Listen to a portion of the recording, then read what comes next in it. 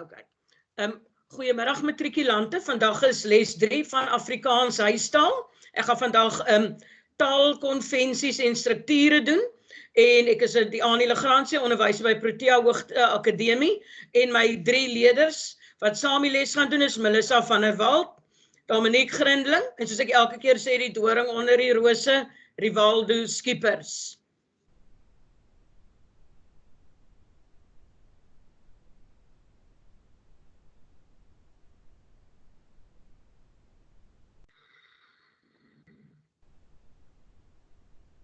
Okay, soos ek vir julle gesê het, gaan ek die beantwoording van vrae oor taalstruktuur en konvensies vraestel 1 doen en vir julle meer inligting gegee oor wat 'n taalgedeeltes baie belangrik is.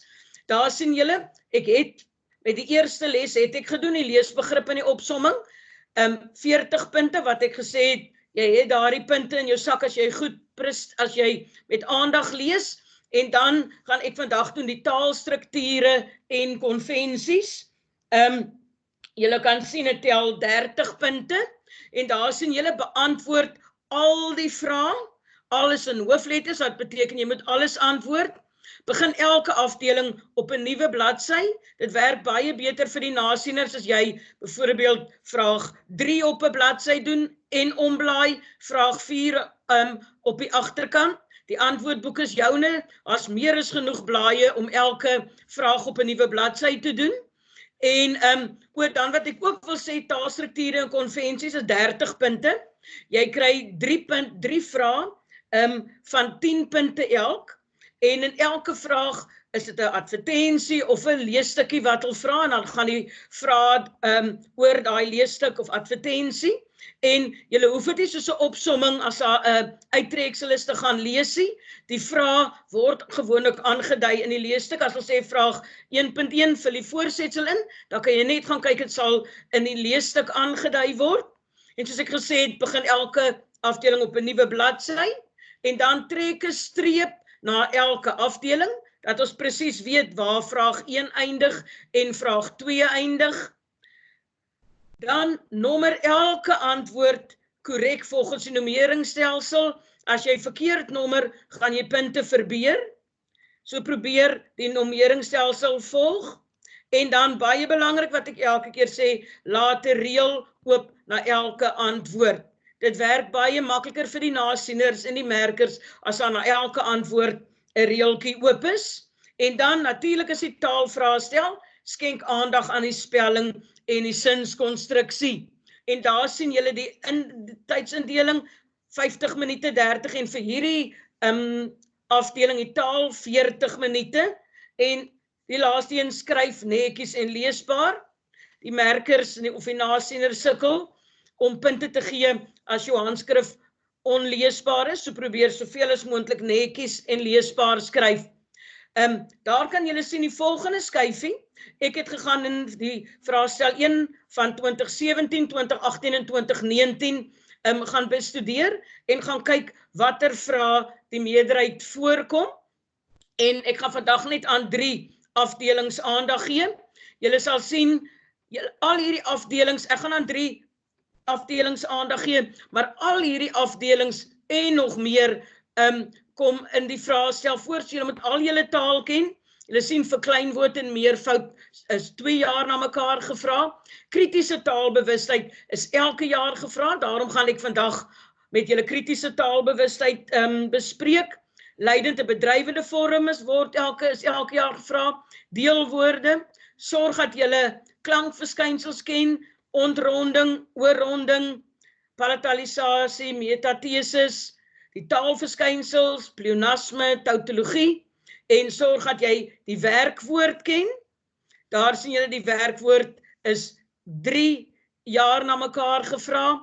Betekenisleer, diftong en sinsleer. En ek gaan vandag veral aandag gee aan die werkwoord, sinsleer en kritiese taalbewustheid. Soos julle weet, daar is 3 werkwoorde. Kan julle 3 dalk elkeen vir my 'n werkwoord noem? Rivaldo? Die selfstandige naamwoord.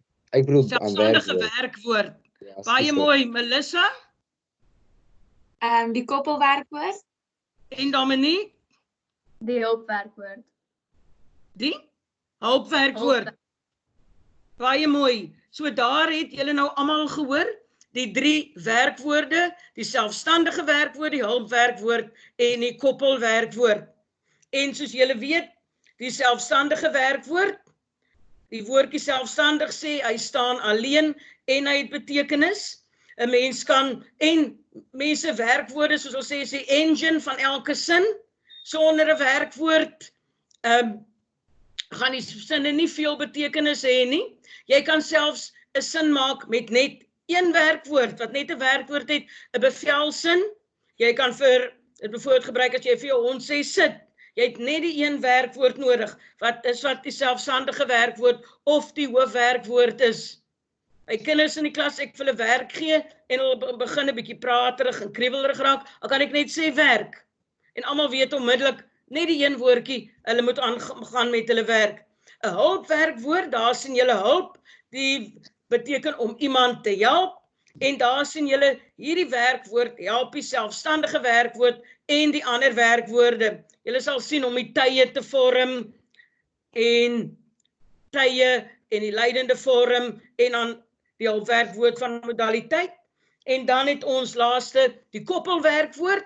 Hy staan ook alleen as die gesegde van 'n sin, maar hy's nie 'n volledige gesegde nie, want julle kan sien dat aan iets gekoppel moet word om sinvol te wees. Nou gaan ek gou elkeen afsonderlik bespreek. Daardie selfstandige werkwoord of die hoofwerkwoord, jy kry 'n oorganklike werkwoord, en dit is wanneer daar natuurlik by die hoofwerkwoord oorganklik is as daar 'n direkte voorwerp direk langs die werkwoord staan. Soos Nina sing 'n liedjie, Stefan spring 'n tou. En dan kry jy die onoorganklike werkwoord wanneer daar nie 'n voorwerp langs die werkwoord staan nie, soos Stefan sing vrolik of Nina spring hoog. Onder hoofwerkwoorde kry ons nog, ons noem dit deeltjie werkwoorde, of ons kan sê skeibare en onskeibare werkwoorde. So skeibaar, weet jy skei, jy kan die 2 deeltjies uitmekaar uithaal. En 'n skeibare werkwoord bestaan uit 'n voorsetsel, hier kan julle sien, soos afspring, opklim, aanteken, 'n voorsetsel en 'n werkwoord. En nou daai skeibare werkwoord kan jy op 2 maniere skei. Die maklike een kan ons eers doen in die verlede tyd, kan jy tussenin sit. Ruben het van die stoel afgespring. Ek het 'n doel aangeteken. En dan in die teenwoordige tyd weer kan jy die 2 dele omruil. Ruben spring van die stoel af. Mens kan ook sê teken die inligting aan. So onthou 'n skeibare werkwoord kan jy die 2 deeltjies uitmekaar uithaal. Jy kan dit skei verlede tyd en teenwoordige tyd. En dan kry jy natuurlik die onskeibare werkwoord. Hy bestaan ook uit 'n voorsetsel en 'n werkwoord, maar hierdie dele kan jy glad nie skei nie. En in al 3 tye bly dit dieselfde. Daar sien julle teenwoordige tyd, Nina aanvaar die uitslag van die wedstryd, verlede tyd, Nina het die uitslag aanvaar, en toekomende tyd, Nina sal die uitslag van die wedstryd aanvaar. So onthou nou, skeibare werkwoord, kan jy die deeltjies uitmekaar uithaal, onskeibaar glad nie. En dan die koppelwerkwoord, sê ek altyd vir my leerders, hulle moet maar hierdie koppelwerkwoorde uit hulle kop uit leer. Die koppelwerkwoord staan alleen as die gesegde van die sin, maar hy kan ook nie volledig betekenis oordra nie, en sy werk is, hy koppel 'n selfstandige naamwoord of 'n voornaamwoord aan 'n byvoeglike naamwoord, 'n ander selfstandige naamwoord, 'n bepaling of 'n bysin. So jy kan sê Sunny, ons kan sê Sunny is wat sy graag wou gewees het. Of jy kan sê sy is wat sy wou gewees het. Sy is wat sy wil word. So onthou 'n selfstandige naamwoord of 'n voornaamwoord, koppel hy aan die res van die sin. Dan het ons die hulpwerkwoord. En daar's 3, en jy kan uit jou kop uit leer, die hulpwerkwoord tyd, wyse en vorm. En die hulpwerkwoord van tyd dui die verlede en die toekomende tyd in Afrikaans aan. Daar sien julle die verlede tyd, het en ge, is 'n hulpwerkwoord. Onthou, het en ge is altyd by mekaar. En die toekomende tyd, die vrou sal praat. Dan het ons 'n hulpwerkwoord van vorm. En hierdie hulpwerkwoord van vorm druk altyd die leidende vorm uit, in leidend en bedrywend. En julle het gesien, leidend en bedrywend is ook elke jaar gevra. Dit tel 1 punt, so sorg dat jy dit ken. En soos ek net vir julle gesê het, daar sien julle, ek het verlede tyd, teenwoordige tyd en toekomende tyd. So ek gesê het, die werkwoord is die engine van die sin. As jy leidende vorm moet skryf, kyk heel eers na die werkwoord of na die tyd van die sin. En dan weet jy, as die sin in die verlede tyd is, ek het die bal geskop, die bal is deur my geskop. Ek gebruik nou maklike sinnetjies. Teenwoordige tyd, ek skop die bal word deur my geskop. Ek sal die bal skop, die bal sal deur my geskop word. So onthou die hulpwerkwoord van vorm, sê leidende vorm. En dan die hulpwerkwoord van wyse, druk 'n houding of ingesteldheid. Die sjimpansee, dis al die hulpwerkwoord van wyse of modaliteit is woorde soos kan, mag, moet, wil. Dis die hulpwerkwoord van wyse. So, voor ons by die sinsontleding, onthou die 3 werkwoorde, selfstandige werkwoorde, die hoofwerkwoord, koppelwerkwoord en hulpwerkwoord. En mense en hulle vra in die eksamen, benoem die werkwoord volledig. So, dan moet jy byvoorbeeld noem is 'n hulpwerkwoord van tyd, is 'n hulpwerkwoord van wyse, of jy kan sê 'n koppelwerkwoord of 'n selfstandige werkwoord. En jy het gesien, die werkwoorde word elke jaar gevra. Dis hoekom ek oor werkwoorde praat. Die volgende deel wat baie belangrik is sinsontleding. En daar is 3 sinne in Afrikaans. Kan een van my leerders my een van die tipe sinne noem? Kan een van julle lees 'n sin noem? 'n saamgestelde sin? Baie mooi. Kan julle nog een noem? Baie mooi. Enkelvoudige sin. En 'n enkelvoudige sin. So mense, hierdie is die 3 by sinsontleding. Jy moet die 3 tipe sinne ken. Enkelvoudige sin is maklik. Enkel alleen, hy het net 1 gesegde. En ons gaan nou oor elkeen van hulle bietjie uitbrei. 'n saamgestelde sin het 'n gesegde, meer as 1 gesegde, en onthou hy het 'n hoofsin en 'n bysin. En 'n veelvoudige sin, die woordjie veelvoudige sê vir jou, dit is 2 hoofsinne. En hulle word gewoonlik met 'n neuweskikkende voegwoord verbind, soos en, maar en want. So onthou enkelvoudig net 1 werkwoord, saamgestelde sin meer as 1 en 'n veelvoudige sin 2 sinne wat verbind word. En dan doen ek met julle gou ek gaan elke sin kortliks bespreek. Die enkelvoudige sin het 'n net 1 gesegde, het 'n onderwerp, voorwerp en gesegde. Ons gaan nou elkeen bespreek en die enkelvoudige sin word uitgebrei. Jy moet onthou 'n byvoeglike of 'n bywoordelike bepaling. So daar, ek het 'n definisie van elkeen, die enkelvoudige sin bestaan, onthou ek het vir julle gesê gesegde. Die gesegde is altyd die werkwoord, die handeling, die aksie in 'n sin. Dan, die onderwerp is die persoon, die wie of die wat die handeling uitvoer. En daar het ek vir julle wenk, wie of wat plus die gesegde. Om die onderwerp, as hulle vir julle vra, benoem die onderwerp in 'n sin, dis baie maklik, vat wie of wat en sit dit voor die gesegde.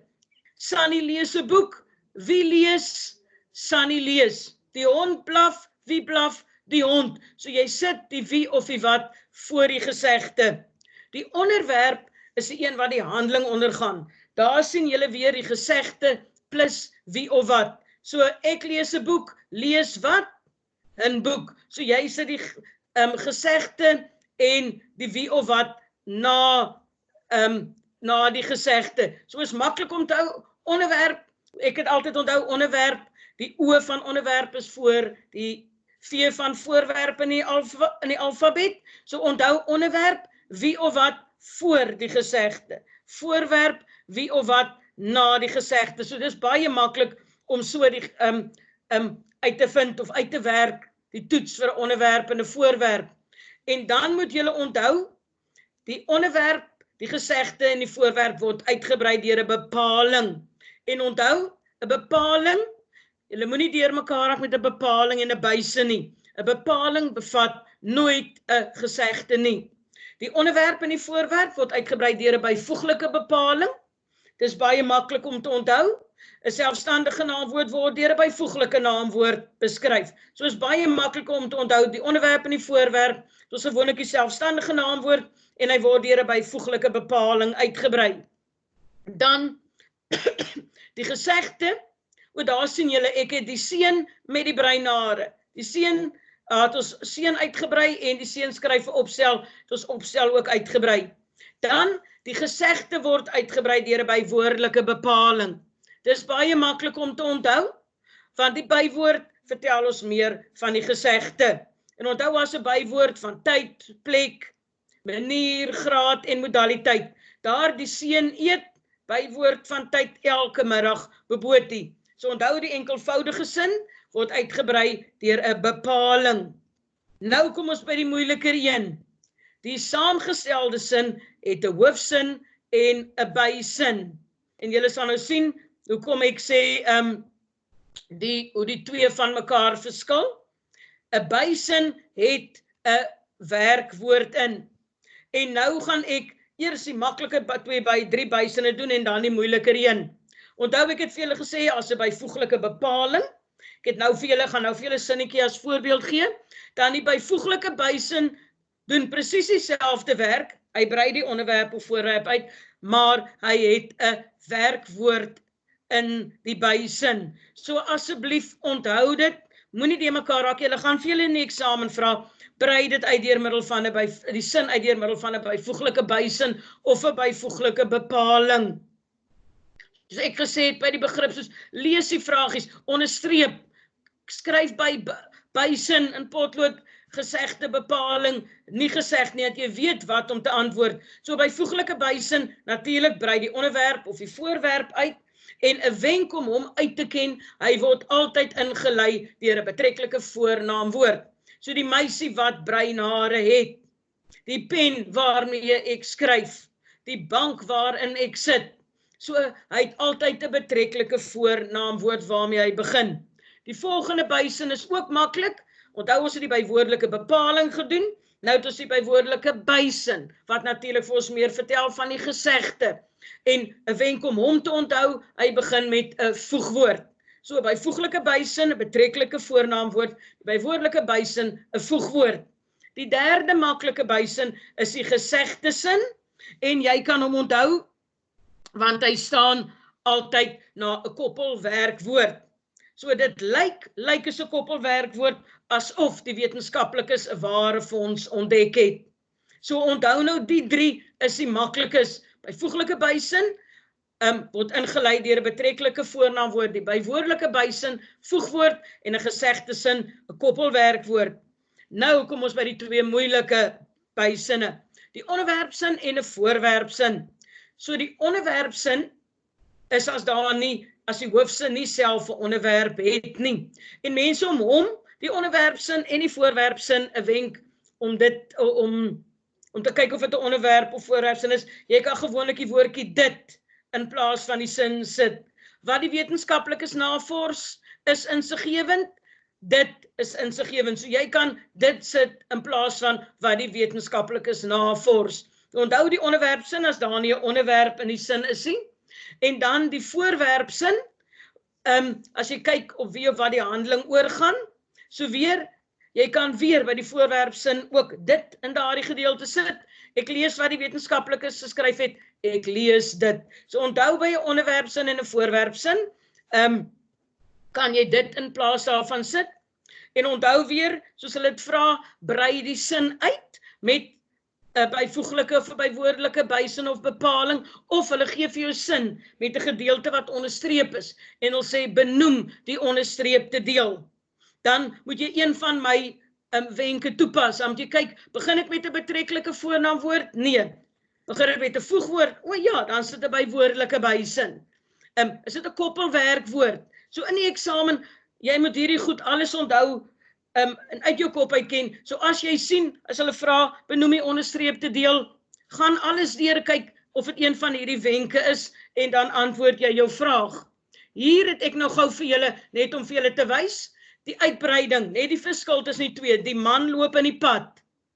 Daar het ons die man met die rooi hare, het ek 'n byvoeglike bepaling, julle sien daar's nie 'n werkwoord in nie. So, hy is die onderwerp, ons het hom uitgebrei met 'n byvoeglike bepaling. Dan loop is die werkwoord, die man loop elke dag. 'n Bywoordelike bepaling, wat weer eens nie 'n werkwoord het, so onthou, die bepalings het die werkwoorde nie. En nou gaan ek vir julle wys die verskil. Nou, die man wat rooi hare het, is 'n byvoeglike bysin. O, jammer, ek het hom daar verkeerd getik, is 'n byvoeglike bysin, en hy word ingelei deur 'n betrekkelike voornaamwoord. En loop in die pad, loop, omdat hy fiks wil word. So sien julle die verskil tussen die bysin en die bepaling. Die bysin, die bepaling het nie werkwoorde in nie, maar die bysin het wel werkwoorde in. So jammer vir bywoordelike bysin, dit is 'n byvoeglike bysin. Die laaste afdeling wat ek gaan bespreek is kritiese taalbewustheid. En mense, werkwoorde, sinsontleding, leidende bedrywe, het hulle gevra hulle elke jaar, maar hulle vra net 1 punt. In my navorsing van die vraestelle kritiese taalbewustheid vra hulle elke jaar 2 punte. En kritiese taalbewustheid is ons moet besef hoe belangrik ons taal is, hoe ons praat, watter betekenis ons oordra. Ons moet bewus wees van die mag van ons taal, nee, of ons mense manipuleer met ons taal, of ons hulle oorreed, of ons mense veroordeel met ons taal. So kritiese bewustheid gaan hoe ons praat en ons taal aanwend. En julle sal nou sien die mag van ons taal. En Afrikaans.com met hierdie lieflike advertensie, my taal bou brûe. So onthou, kritiese taalbewustheid gaan oor hoe jy jou taal aanwend. En ek het mos sê kritiese taalbewustheid, die mag van taal op mense. My taal het 'n impak op mense. Jou taal is soveel meer as net woorde. En dan sien julle, die ander sê my taal is kleurvol, my taal het my al vorm, my taal is die grondslag. So daar sien julle hoekom die kritiese taalbewustheid so belangrik is, die mag van ons taal. En nou moet julle die volgende, ek gaan gou deur die begrippe wat julle moet ken. 'n Feit is iets wat jy kan bewys met navorsing of statistiek. Jy kan dit gaan opslaan, né? Die soutpan is 16 km buite die middestad. 'n Mening is iemand se opinie, kennis van die saak, sonder dat hulle, soos 'n kennis of 'n kennis van die saak van homself, opinie, sonder dat hulle kennis van die saak het. Soos byvoorbeeld die mense by die viswinkel, gooi te veel sout oor die skyfies.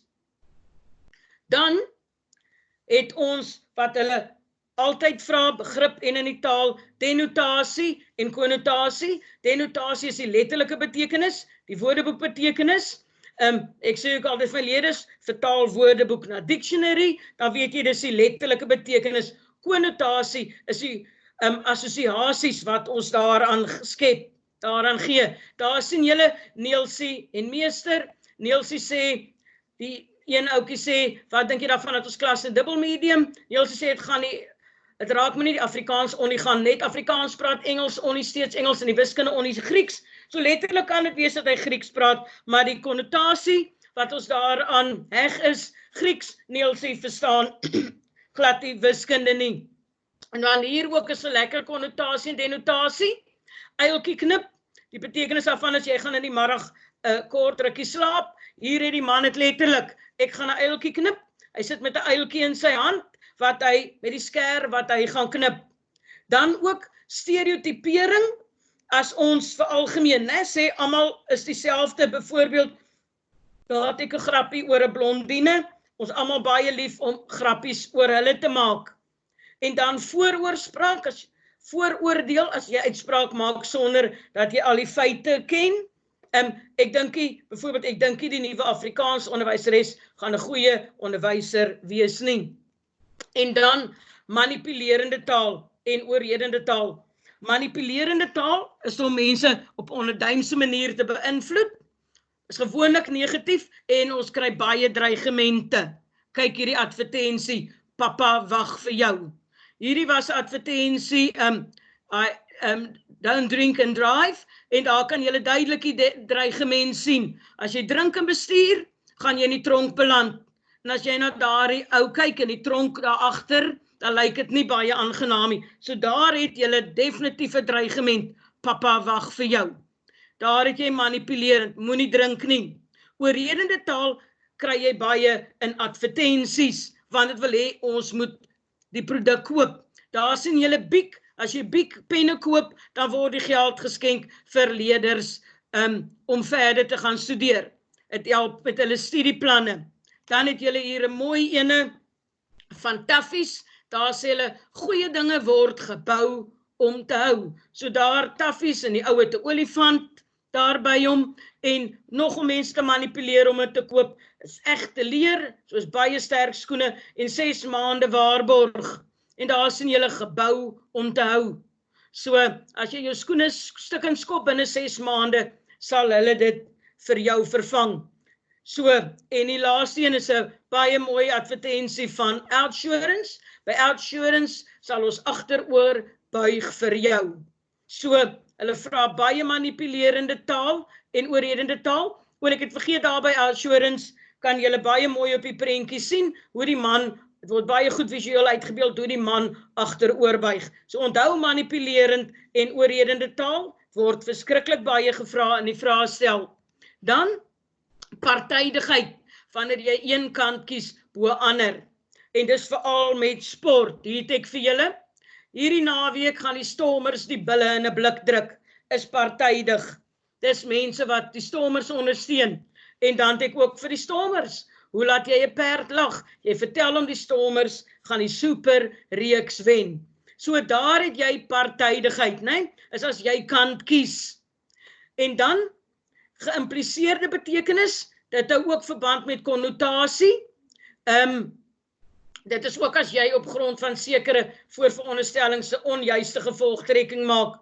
Daar sien julle, is 'n advertensie wat sê, ons gesonder keuse wegneem etes het tot nou toe 50% minder sout. So, dit impliseer dat die ander wegneem, so met hulle advertensie impliseer hulle dat die meeste ander wegneem etes ongesond is, en die mense sal dink dat hulle produkte die helfte minder sout het, so hulle produk is gesonder. Dan, die laaste 2, implisiete betekenis, iets word nie direk gesê, maar jy moet tussen die lyne lees. Daar sê Neelsie vir sy onderwyser, weet meneer wat? Ons akwarium by die huis is vol probleme. O, so, né? Nou, hoekom sê jy so? My wiskunde handboek het per ongeluk daarin geval. So Neelsie sê, daar sien hulle die wiskunde handboek is vol wiskunde probleme, so nou moet jy aflei tussen die lyne, die visbak is nou vol probleme, omdat die wiskunde boek daarin geval het. En die laaste een, eksplisiete betekenis, iets word baie duidelik en direk gesê, en die meneer sê, baie duidelik en direk vir Neelsie, met hierdie patetiese punte, gaan jy weer aan die einde van die jaar dryp. Teen die tyd wat jy eendag matriek gaan haal, gaan jy 30 jaar oud wees. So matrieks, dit was die einde van my les 3. Onthou, ek het vandag taalkonstruksies met julle gedoen.